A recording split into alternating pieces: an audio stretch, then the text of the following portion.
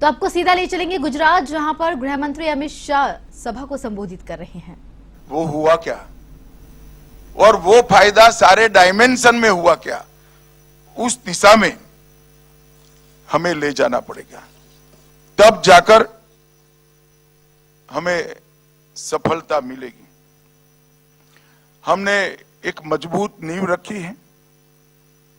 आर्थिक reform, GST, ease of doing business, make in India, social reforms, 60 crore गरीबों के जीवन स्तर को ऊपर उठाया है, 25 करोड़ लोगों को गरीबी की सूची से बाहर निकाला है। युवाओं के लिए नई शिक्षा निधि, स्टार्टअप, ट्रेनिंग, स्किल डेवलपमेंट और R&D के ये 4 स्तर में विभाग कर हमने काम आगे बढ़ाया है। मातृशक्ति को हर क्षेत्र में 33% रिजर्वेशन देकर उनको एक प्लेटफॉर्म और सहभागिता का मौका दिया है। और सालों से 3 क्षेत्र बहुत डिस्टर्ब माने जाते थे, कश्मीर, उत्तर पूर्व और नक्सलवाद पीड़ित क्षेत्र। ये तीनों क्षेत्र में हमने सुरक्षा स्थिति में काफी सुधार किया है। विगत 10 साल के आंकड़े और इसके आगे के 10 साल को आंकड़ों का तुलनात्मक अभ्यास करें तो लगभग 70% हिंसा हम कम करने में सफल हुए और मैं मानता हूं ये बहुत बड़ी उपलब्धि। 70% हिंसा कश्मीर, पूर्वोत्तर और वामपंथी उग्रवादी क्षेत्र के अंदर हम कम करने में सफल रहे और इसके लिए ढेर सारे लोगों ने मनोयोग के साथ सरकार के उद्देश्यों को सफल करने में काम किया है। नारकोटिक्स के क्षेत्र में मैं एक ही आंकड़ा आपको देना चाहता हूं। पहले 10 साल में 5,45,000 किलोग्राम नहीं, अभी 10 साल में 5,45,000 किलोग्राम, जिसका बाजार मूल्य 35,000 करोड़ का है, उसको जब्त करने में हमें सफलता मिली और ये आंकड़ा अगले 10 साल से 6 गुना ज्यादा है। इसका मतलब नहीं है 10 साल में ड्रग्स का कंजम्पशन बढ़ा है, इसका मतलब है ये 10 साल में जब्ती की प्रक्रिया बहुत साइंटिफिक तरीके से हमने बदली है और उसमें हमें सफलता मिली।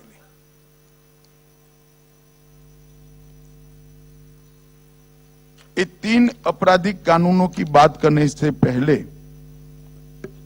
ये 3 आपराधिक कानून लाने के पहले 4 साल में इसकी पृष्ठभूमि तैयार करने के लिए गृह मंत्रालय में बहुत बड़ी एक्सरसाइज हुई थी और काफी कुछ काम पहले भी प्लान हुआ पड़ा था। जो प्लान हुआ पड़ा था उसमें हम तेजी लाए, जो मिसिंग लिंक्स थे उसको जोड़ने का प्रयास किया और कुछ नए इनिशिएटिव के कारण ये 3 आपराधिक कानून लॉजिकल एंड तक पहुंच पाए और सभी परिणाम और परिमाण दोनों की दृष्टि से देश की आपराधिक न्याय प्रणाली को फायदा कराए। सबसे पहले हमने कंप्यूटराइजेशन को पूरा किया। लगभग CCTNS में 100% 70,000 पुलिस स्टेशन जोड़ दिए गए हैं। ई कोर्ट के माध्यम से 22,000 अदालतों को हमने जोड़ लिया है। ई प्रिजन में 2 करोड़ कैदियों का डेटा है। ई प्रोसिक्यूशन में 1 करोड़ 50 लाख से अधिक प्रोसिक्यूशन का डेटा पड़ा है।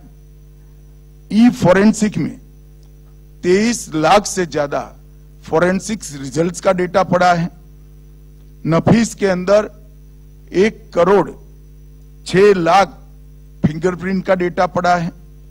आई मॉट में लगभग 22,000 आतंकवादी मामलों का प्रोसिक्यूशन समाप्त होने तक का इन्वेस्टिगेशन का इसका डेटा पड़ा है। निदान में 7.6 लाख नार्को ऑफेंडर का डेटा उपलब्ध पड़ा है। 1.22 लाख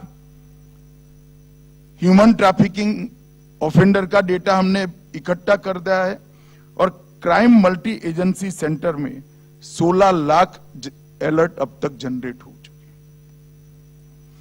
अब जो कुछ भी होता है वो इसके अंदर जुड़ता जाता है। जब 3 नए आपराधिक कानून हम लेकर आए हैं, उसके पहले हमने एक प्रकार से कोर्ट, प्रोसिक्यूशन, पुलिस, जेल और एफएसएल सबको जोड़ने की व्यवस्था बना ली है। तो एक प्रकार से अपराध से लेकर सजा कराने तक और सजा कर जेल में जाए वहां तक की पूरी चीजों को जोड़ने की प्रक्रिया हमने समाप्त कर दी। और फिर ये 3 नए आपराधिक कानून, भारतीय न्याय संहिता, भारतीय नागरिक सुरक्षा संहिता और भारतीय साक्ष्य अधिनियम, इसको लाने का काम नरेंद्र मोदी सरकार ने किया है। और मित्रों, मैं निश्चित रूप से मानता हूं कि 150 साल पुराने कानून अपनी सरकार बचाने के लिए अंग्रेजों ने बनाए थे। उसके उद्देश्य में नागरिक केंद्र में नहीं था। नए आपराधिक जो कानून बने हैं, ये तीनों कानून के केंद्र में हमारे नागरिक की सुरक्षा और हमारे संविधान ने नागरिकों को दिया हुआ जो अधिकार है वो प्राप्त कर पाए, इसकी व्यवस्था हमने सुनिश्चित करी। ये जो तीनों कानून है, इसके अंदर टेक्नोलॉजी की सभी अब तक की सभी व्यवस्थाओं को समाहित कर दिया है और टेक्नोलॉजी को कानूनी जामा पहनाते वक्त यह भी ध्यान रखा गया है कि आने वाले अनेक सालों तक टेक्नोलॉजी कितनी भी बढ़ जाए मगर इसमें परिवर्तन नहीं करना। जैसे दस्तावेज की व्याख्या को हमने ई दस्तावेज कर दिया। अब मोड़ कितने भी बदलते रहेंगे मगर डेफिनेशन में ई दस्तावेज वो अपने आप अपने जगह ठीक रहेगा। इस तरह से 27 जगहों पर हमने जो व्याख्या करी है वो व्याख्या में टेक्नोलॉजी के चेंज से कानून को बदलना नहीं पड़ेगा, वो अपने आप में इसको समाहित कर लेगी। टेक्नोलॉजी बदलती जाएगी परंतु कानून अपना काम कर लेगा। और मैं मानता हूं कि इससे बहुत स्पीड से न्याय मिलने की व्यवस्था होगी। हमने कोर्ट, प्रोसिक्यूशन और पुलिस तीनों को लगभग 60 प्रोविजन के अंदर बाध्य बनाया है कि समय मर्यादा में अपना काम पूरा करे। 60 प्रोविजन। और जेलों को भी हमने बाध्य बनाया है कि एक निश्चित अवधि के बाद अगर ट्रायल नहीं चल रही है तो कुछ अपराध जो ज्यादा गंभीर नहीं है इसके छोड़कर जेल अधिकारी ने ही इसकी बेल के लिए पुरसिस रखनी है कोर्ट के अंदर। और हमारा प्रयास है कि संविधान दिन के पहले ये देश की जेलों में एक भी कैदी ऐसा ना हो जिसने अपनी 1/3 सजा काट ली है और अभी उसको न्याय नहीं मिला है, ऐसा एक भी कैदी नहीं। पुलिस को जवाबदेह बनाने के लिए भी ढेर सारे काम किए हैं और पुलिस को ताकत देने के लिए भी ढेर सारे काम किए। अब ये सारे खाका एक प्रकार से बनकर पड़ा है। पुलिस विज्ञान कांग्रेस की जिम्मेदारी क्या है? अलग अलग साइलोज में डेटा पड़ा है। क्या पुलिस विज्ञान कांग्रेस अग्नि विज्ञान कांग्रेस के पहले एआई का उपयोग कर ये सारे डेटा को एक दूसरे के साथ बात करता हुआ कर सकती है क्या? इससे जो परिणाम निकलेंगे वो परिणामों को हमारी पुलिस व्यवस्था में इसका विश्लेषण करने का एक प्लेटफॉर्म हम तैयार कर सकते हैं क्या?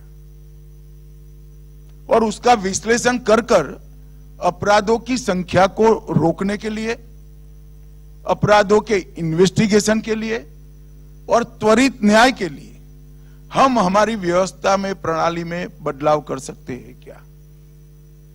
मैं मानता हूं ये पूरी एक्सरसाइज का फायदा तभी है जब पुलिस विज्ञान कांग्रेस इस तरह के इश्यू को चैलेंज के रूप में स्वीकार करे। सैकड़ों हैकाथॉन होने चाहिए समस्याओं के निवारण के लिए। एआई के जानकार एक्सपर्ट्स के साथ मीटिंग कर साइलोज में पड़े हुए डेटा की उपयोगिता को हमने परिणाम लक्षी बनाना पड़ेगा और इससे जो एनालिसिस आता है उसका प्रैक्टिकल विश्लेषण कर हमारी व्यवस्था को सुधारने के लिए काम करना चाहिए। मैं मानता हूं कि ये नहीं करते हैं तो इस सारी एक्सरसाइज का इतना फायदा नहीं होगा कि जितना होना चाहिए। फायदा तो जरूर होगा परंतु इतना फायदा नहीं होगा कि जितना होना चाहिए। और ये विषय को पुलिस विज्ञान कांग्रेस ने चैलेंज के रूप में स्वीकार करना चाहिए।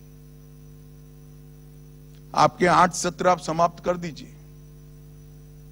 बाद में मेरा बीपीआरएनडी डीजी साहब से आग्रह है कि उसके बाद जो लोग इस विषय पर अपनी इच्छा से रुकना चाहे ये लोग 3 घंटा रुककर इस पर विमर्श करें और फिर बीपीआरएनडी सबके साथ ऑनलाइन चर्चा कर इसका रोड मैप बनाए। इसमें रक्षा शक्ति यूनिवर्सिटी और एफएसएल यूनिवर्सिटी को भी जोड़ना चाहिए। आईटी और मैनेजमेंट इसके लिए अच्छा काम करने वाली यूनिवर्सिटियों को भी इसके अंदर जोड़ना चाहिए। और इंप्लीमेंटेशन के विषय में जिन्होंने सफलतापूर्वक काम किया है, जिनको इंप्लीमेंटेशन के गुर मालूम है, ऐसे तज्ञों को भी इसमें जोड़ना चाहिए। तब जाकर ये परिणाम लक्षी बन सकता है। और मैं मानता हूं कि हमारी कांग्रेस भी तभी परिणाम लक्षी मानी जाएगी। आने वाले दिनों में हमारे सामने कुछ चुनौतियां हैं, दुनिया के सामने चुनौतियां हैं, सिर्फ भारत के सामने नहीं है। इसका हल भारत ने ढूंढना चाहिए। 5 क्षेत्र ऐसे हैं जिसमें कानून की रोकथाम करने वालों ने कानून तोड़ने वालों से 2 कदम आगे रहना चाहिए। इस पर भी पुलिस विज्ञान कांग्रेस ने चिंता करनी चाहिए। साइबर क्राइम, घुसपैठ मतलब सीमाओं का टेक्नोलॉजी से सीमाओं की सुरक्षा करना। बाड़ लगाना तो एक है जहां प्रैक्टिकली लगाएंगे, परंतु टेक्नोलॉजी से कैसे सीमा की सुरक्षा कर सकते हैं। ड्रोन का